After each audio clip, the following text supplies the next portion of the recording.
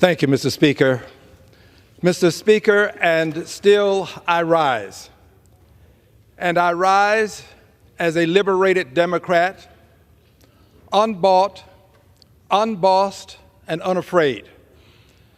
I rise in the spirit of Shirley Chisholm, who coined the notion of being unbought, unbossed, and unafraid. I rise as a proud scion of the enslaved Africans whose lives were sacrificed for more than 240 years to make America great. Their lives were sacrificed because America at that time desired to have a caste system, a system wherein persons were born into this caste, would live, die, and be buried as a part of the caste, not a class. Caste is hereditary. A class is a socioeconomic circumstance. So there was this desire to have persons be a part of the caste, and persons of African ancestry were selected because they were identifiable. And they wanted an identifiable caste. They wanted this caste to be subservient, immediately agreeing to whatever the master said, and they wanted them to be powerless. And they were exactly that, a powerless, subservient, identifiable caste for more than 240 years. Mr. Speaker, I still love my country notwithstanding its history. I love it because I believe in the ideals that have been expressed in the Declaration of Independence, in the Constitution, in the Pledge of Allegiance. So those ideals give me hope. And I believe that America still has much to achieve, but I believe that America can still dream big and accomplish great things. And it's my hope that we will at some point achieve the ideals extolled in the Pledge of Allegiance, liberty and justice for all, the ideal of government by the people for the people, the notion that we can have a country wherein all persons are created equal and endowed by their Creator with certain inalienable rights. These are the things that I believe we can achieve. I believe that we ought to honor the persons who were enslaved. I honor victims of great horrific tragedies. I honor the victims of the Holocaust. There is nothing to be compared to the Holocaust. There is nothing to be compared to the enslavement of millions of people for 240 years. These are two horrific incidents in history, two circumstances. I believe that we ought to respect and acknowledge that the Holocaust occurred and that it has had an impact not only on the people of that time, but on the people of this time. I also believe we ought to acknowledge that enslavement occurred. There are people who don't want to acknowledge slavery in this country. They want to say that it was involuntary relocation. This is a fact. Well, it wasn't. It was murder, it was rape, it was robbery, it was kidnapping. It was all of these horrific things, including lynching. It was an horrific, horrible circumstance that was imposed upon people. So I think we should honor both the Holocaust and what we call slavery, the enslavement of persons of African ancestry. Because these persons of African ancestry built the Capitol.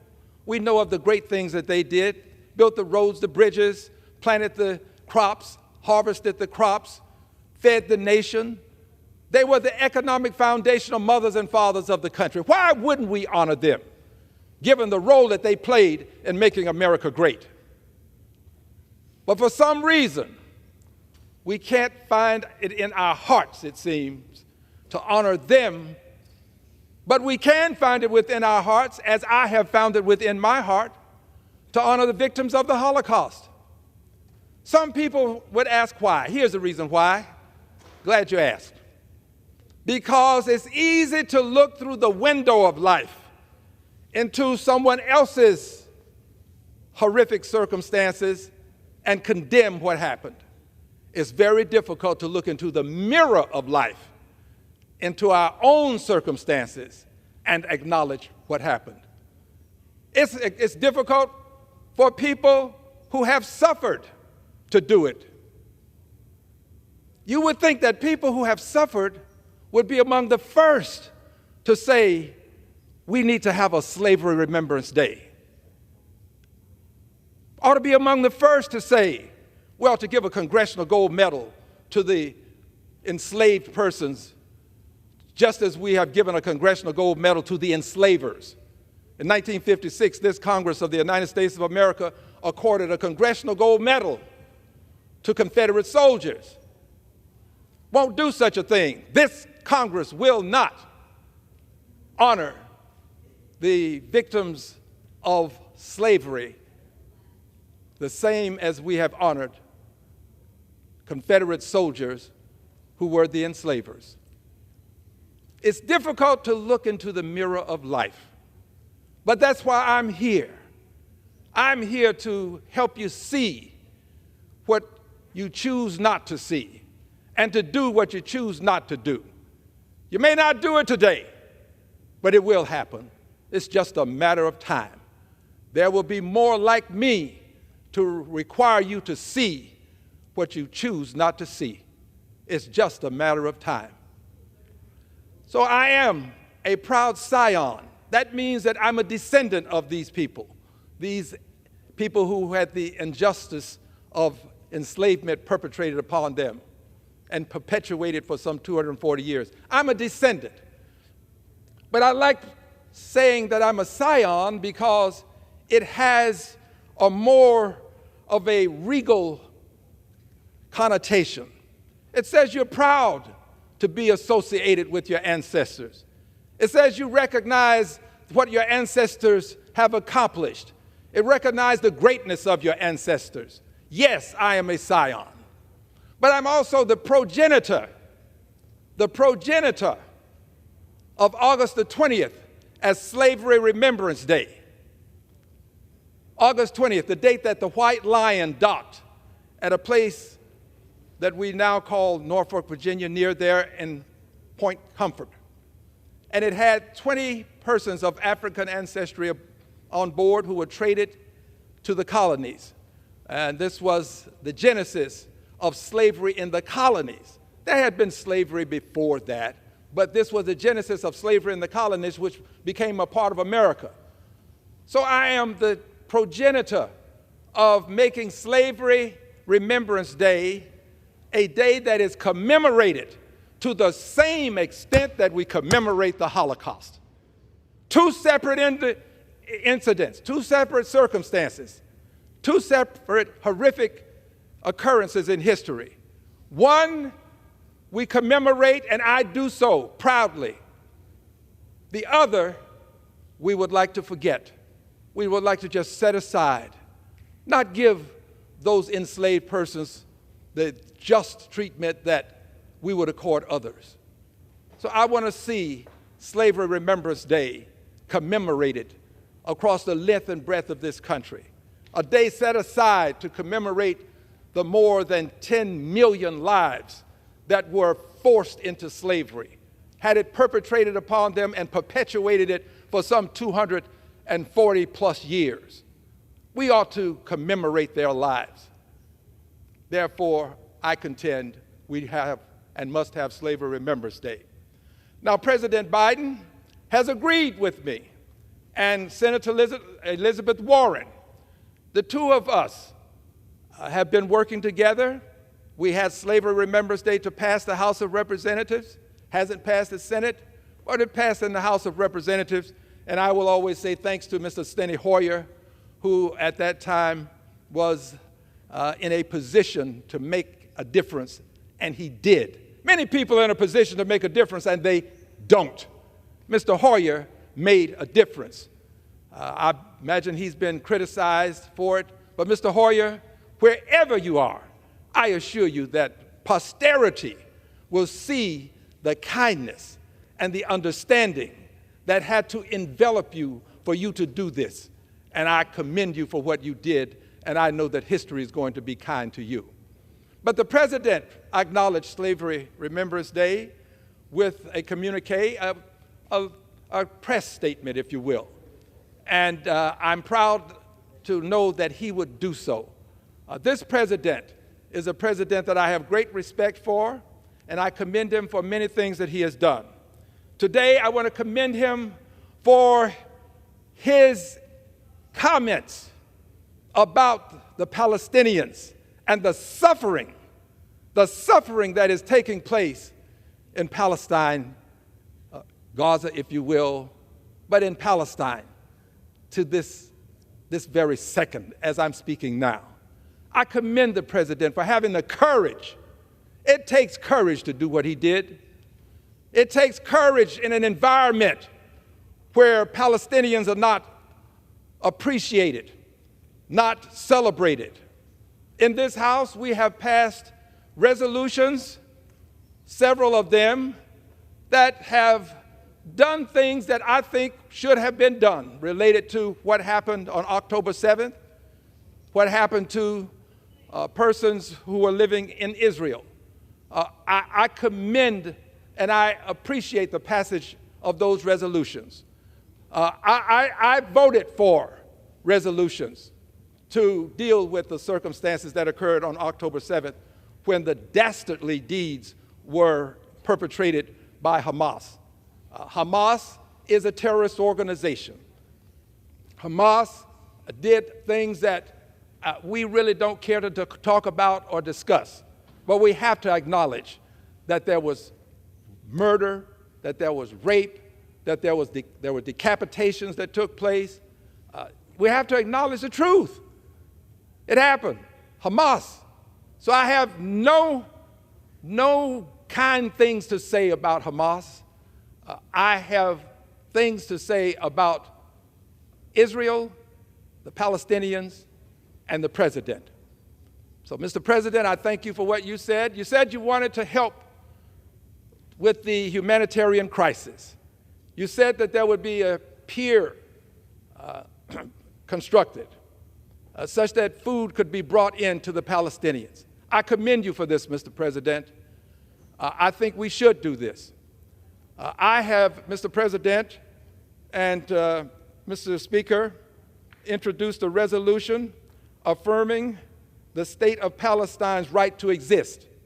I did this, filed this resolution, because a resolution was filed, HRes 888, reaffirming the state of Israel's right to exist. Israel has a right to exist.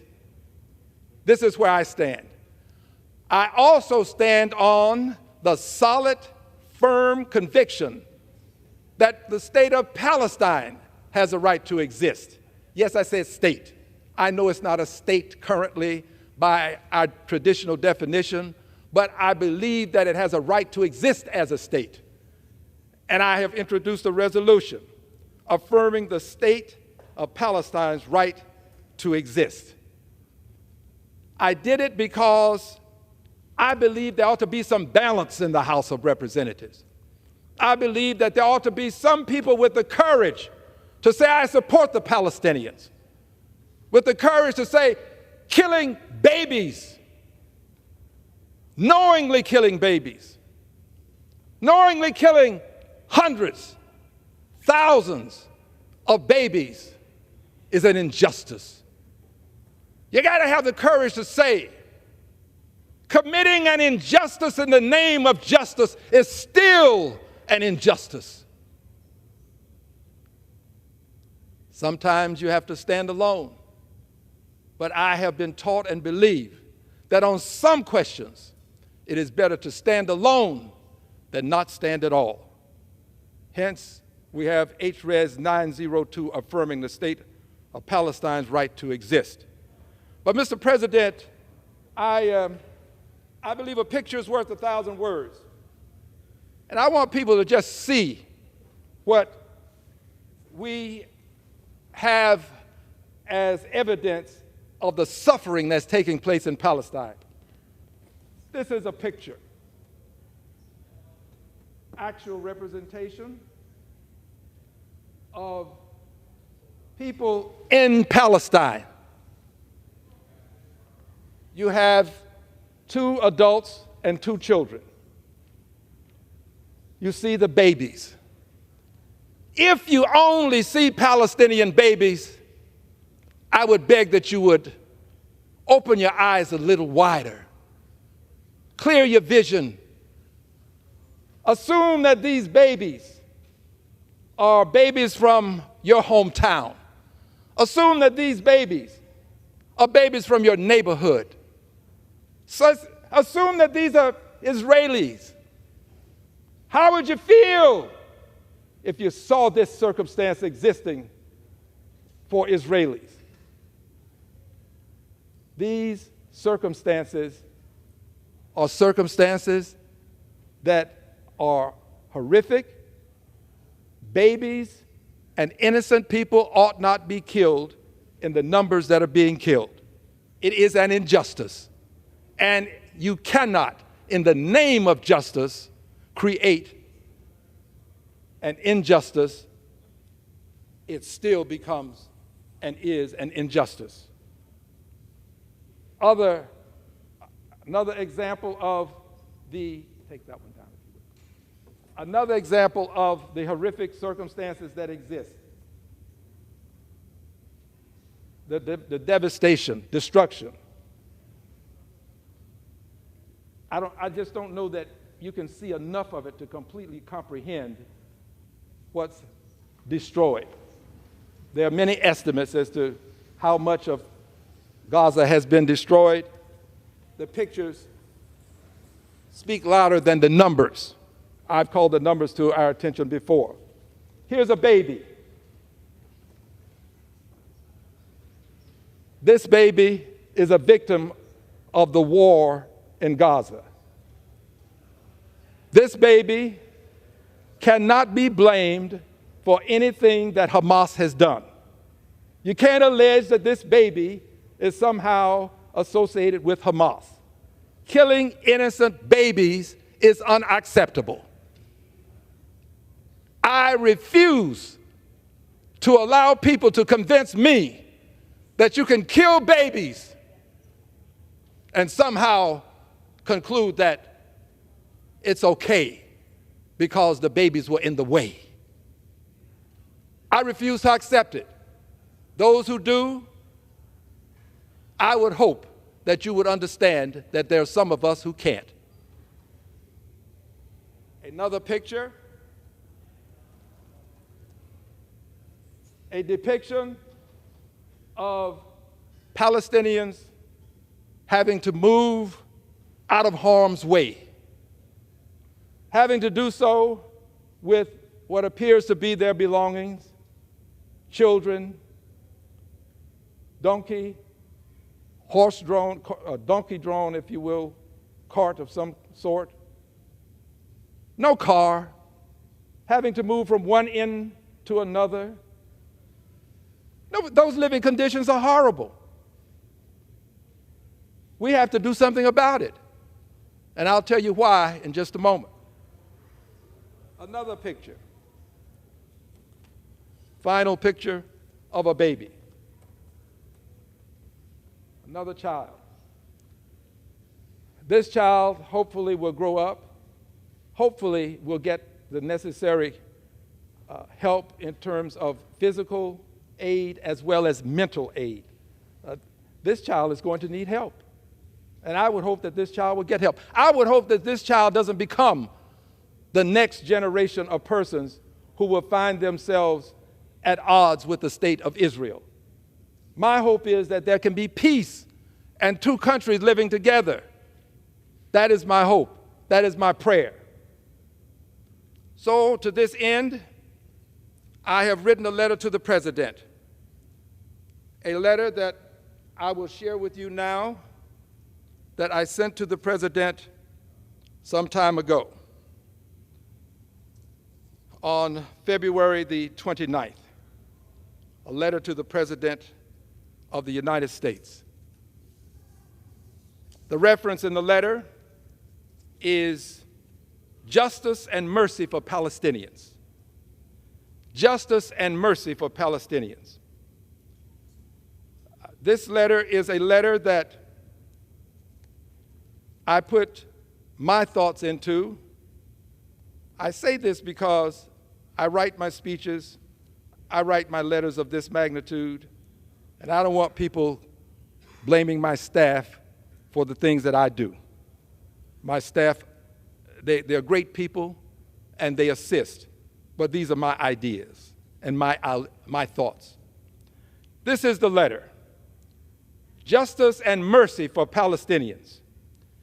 Dear President Biden, I pen this communique driven by the dictates of conscience and with a heavy heart, saddened by the deaths in Palestine and Israel, compounded by Prime Minister Netanyahu's recent indications that Israel will continue to oppose the unilateral recognition of a Palestinian state and continue maintaining control over stateless Palestinians in lands intended for a Palestinian state. He further indicated that the recognition of a Palestinian state will be reached only through direct negotiations between the parties. So, Mr. Netanyahu, Prime Minister, I rarely say Netanyahu. I respect the position that he holds. He's a prime minister, a person with great authority. And his position seems to be that there has to be a negotiated recognition of a Palestinian state, that Israel and Palestinians will have to negotiate. And once they come to a conclusion that there should be a Palestinian state, then we can recognize it. Then he goes on to say that the parties have to negotiate this and it cannot be done unilaterally. Well, here's what I say to the President. Mr. President, on May 14th of 1948, President Harry Truman became the first world leader to recognize Israel as a state within Palestine. Some things bear repeating, phraseology that I use quite regularly because many things bear repeating. Mr. President, on May 14, 1948, President Harry Truman became the first world leader to recognize Israel as a state within Palestine, effectuating an imbalance of political influence for Israel. Again, some things bear repeating. Effectuating an imbalance of political influence for Israel. This was done unilaterally. That's what's in my letter. This was done unilaterally without the consent of defiantly disapproving Palestinians.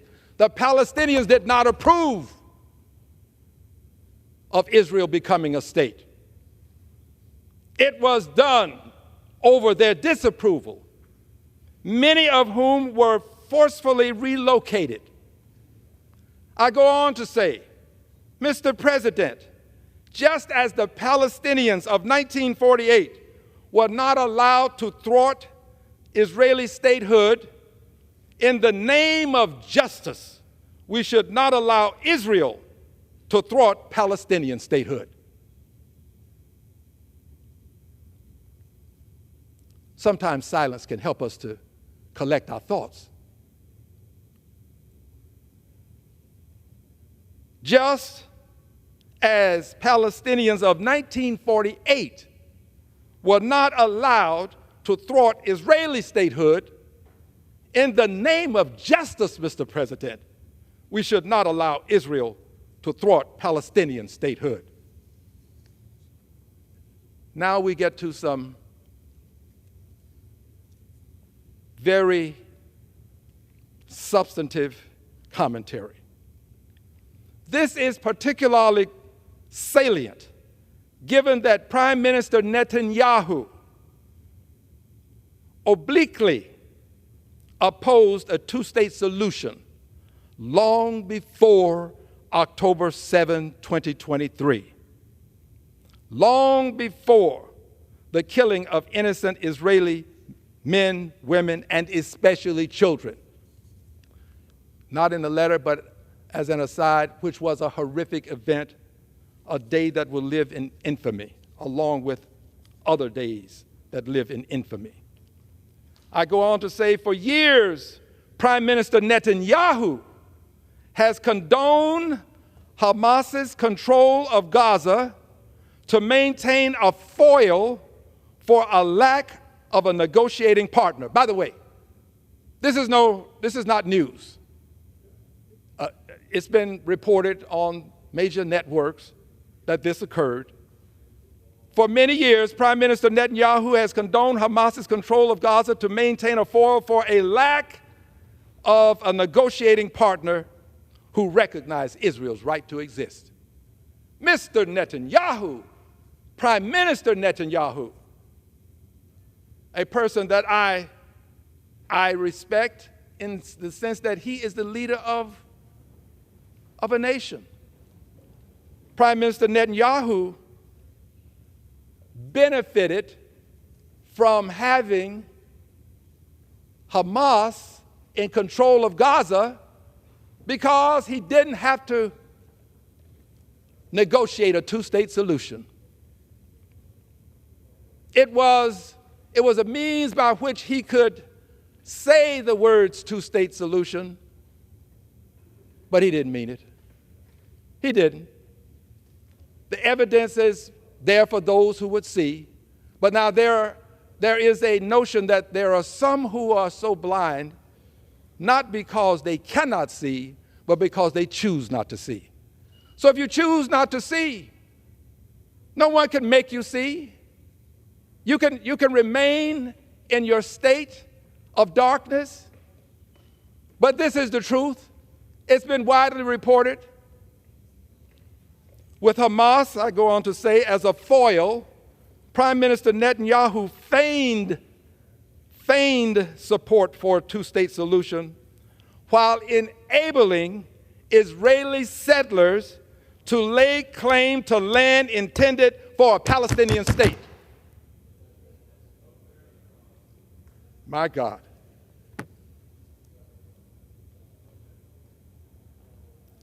Feigning, pretending to want to support a two-state solution, while all along the way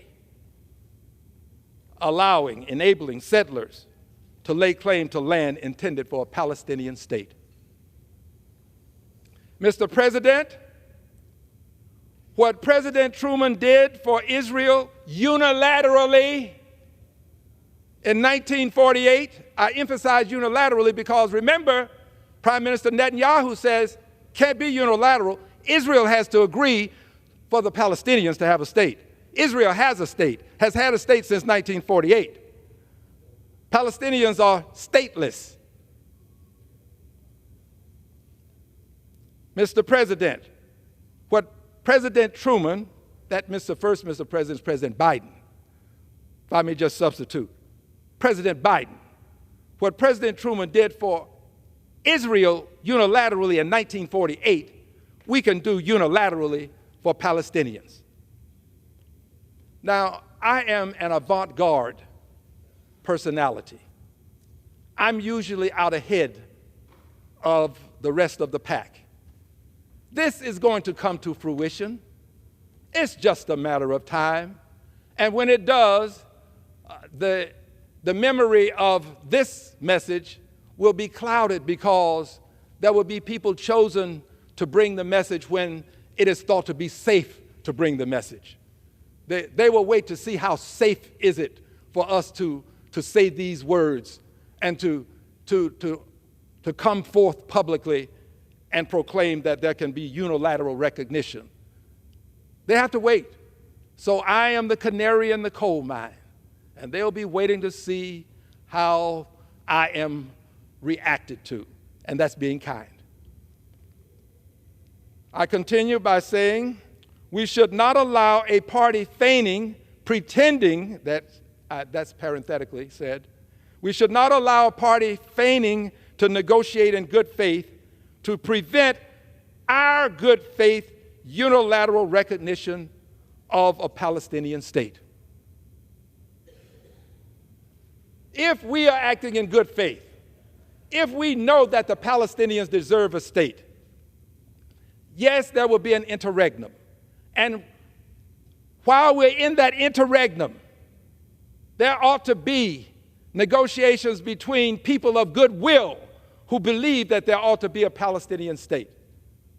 That the genesis of it is to a certain extent now, but that when the interregnum occurs, in full-blown interregnum, then we ought to make sure that we're on the right side, not just of history. It's a wonderful thing to be on the right side of history, but it's a better thing to be on the right side of righteousness, on the right side of saying you don't kill babies in the tens of thousands and think you're doing the right thing. The right side of righteousness. You don't just decimate the homes and schools and churches, synagogues, and properties of people, mosques, if you will. Don't just decimate those things and say, we did it because it was a just thing to do. And injustice in the name of justice is still an injustice. So be on the right side of righteousness. Act in good faith. And let's develop a Palestinian state. And we don't have to do it with the consent of Mr. Netanyahu, Prime Minister Netanyahu. We don't have to do it with his consent. President Truman didn't have anybody's consent. He was the President of the United States of America. Mr. President, I don't have to remind you who you are. You know. But as the President of the United States of America, you don't need anybody's permission to recognize a Palestinian state. And you sure should not rely on the permission of Prime Minister Netanyahu, who has been feigning, pretending to want a two-state solution while enabling Hamas. There's a lot more to be said about that, and I'll get to that in another message. I indicate in my letter to the President, lastly, in the name of mercy, I believe we must send tens of billions, not millions, of dollars in humanitarian aid to Palestine, to Gaza, to the West Bank. I believe we have to send tens of billions. And I believe we have to be proud to say we're sending the money in humanitarian aid to people who need tens of billions in humanitarian aid. Now pay particular attention to the words I'm about to say. To people who need tens of billions of dollars in humanitarian aid, because our fingerprints are all over what you've seen in these pictures. Our fingerprints are all over this. Our money has made this possible. We have a debt to righteousness. We ought to pay our debt to righteousness. Send tens of billions and be proud. Don't have to hide it in some bill. Don't have to announce that, well, we're going to send money to Ukraine, which I've supported. We're going to send money to Taiwan and the people in that area, Pacific Islanders, I've supported. But never say we're going to send money to the Palestinians. We're going to send money to Israel. which I have supported. As a matter of fact, the number exceeds $50 billion that I've supported to Israel. So if we're going to say we're going to send money to Ukraine and to Taiwan and to Israel, why can't we say we want to send money to the people who are suffering this injustice perpetrated by the Prime Minister of Israel with dollars, tax dollars from American citizens and other persons in this country who pay taxes, sales taxes, gasoline taxes. These tax dollars, I know it makes you uncomfortable, and you ought to be uncomfortable. These tax dollars have created this circumstance. Someone would say, well, no, those tax dollars weren't used for that. They were used for other purposes. But as my colleagues across the aisle like to remind me, there's something called fungibility. These dollars, fungible. They make it possible, if you have these dollars for one thing, then you can use your own dollars for other things. Hamas was wrong. Shouldn't have done what they did. Ought to be punished for what they did. Are being punished for what they did. But it's wrong for Mr. Netanyahu to kill tens of thousands, babies, innocent men, women, and children. An injustice of horrific proportions. And someone would say, well, why would you expect Israel to, why wouldn't you expect Israel to do what it's doing? After all, Hamas did a dastardly thing. Well, I am one of those people who believes that Israel is special. I don't expect people who have suffered the Holocaust to impose this. I don't expect it. I expect them to understand that you don't do this. That's my expectation. I believe that we have a duty to ourselves to speak truth not only to power, but about power. It's easy to speak truth to power. You say, power, there's a problem, we need to solve it. But it's difficult to say to power, when you're speaking truth about it, power, there's a problem, and you're it. Mr. Netanyahu, Prime Minister, there's a problem, and you are it. You got to stop killing these babies.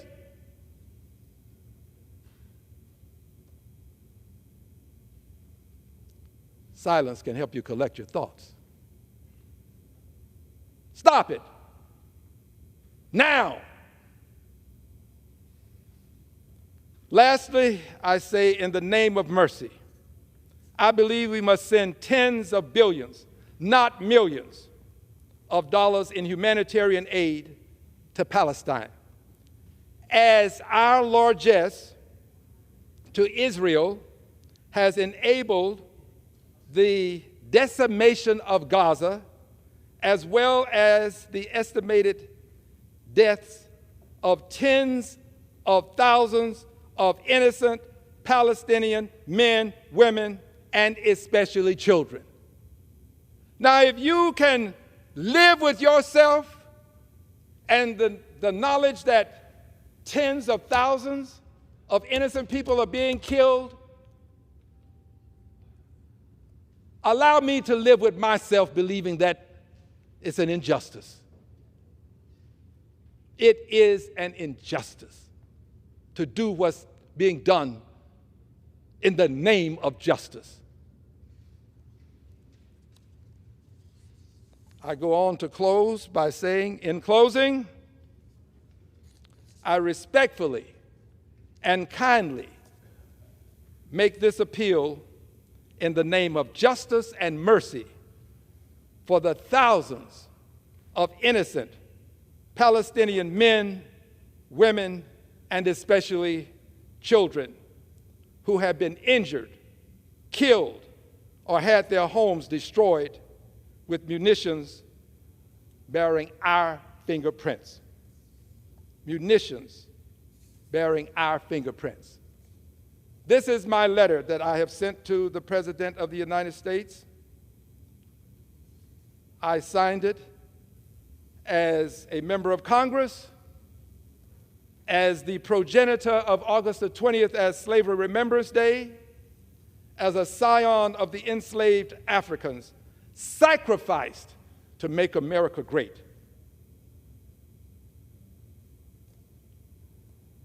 I believe that the greatness of America will not be measured by the number of battleships that we have, the number of bombers, high-flying, stealth technology. Won't be measured by the number of billionaires we produce. The greatness of America won't be measured by how we treat people who live in the suites of life, in places where all is well.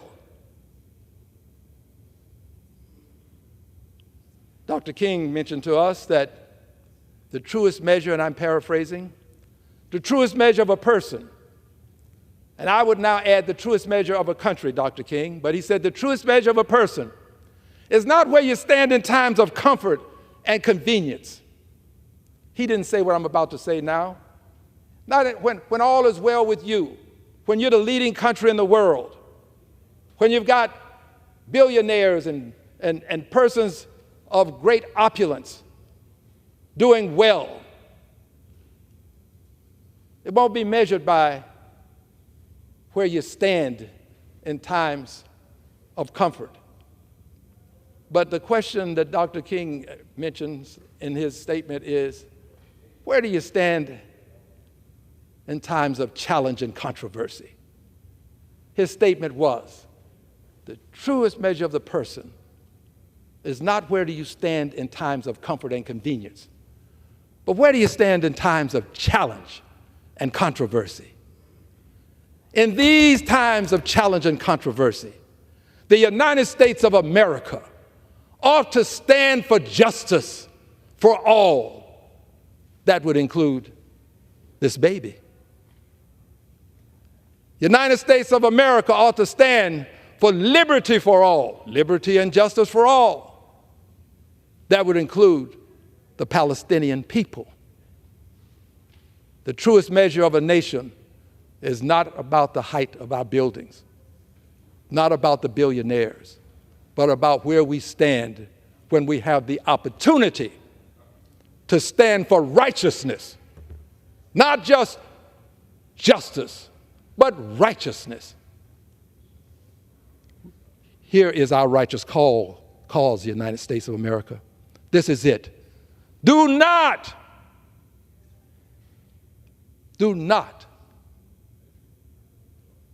allow yourselves to succumb to the notion that the killing of these babies is a form of justice. It was my honor to be present last night when the President delivered his State of the Union address. He said many things, but I've spoken to you about the thing that was important today. That doesn't mean that all of the other things that he said were not important. It does mean that I've singled out something to talk about today. And I want to thank the President for what he said and for his belief that a two-state solution is the means by which we can achieve the ultimate peace that we seek in the area that we call Palestine, wherein Israel now exists. And by the way, I've said Israel has a right to exist. So, Mr. Speaker, I want to thank you for the time. I'm going to do what I customarily do when I finish this for those who are new to hearing Al Green speak and noticing.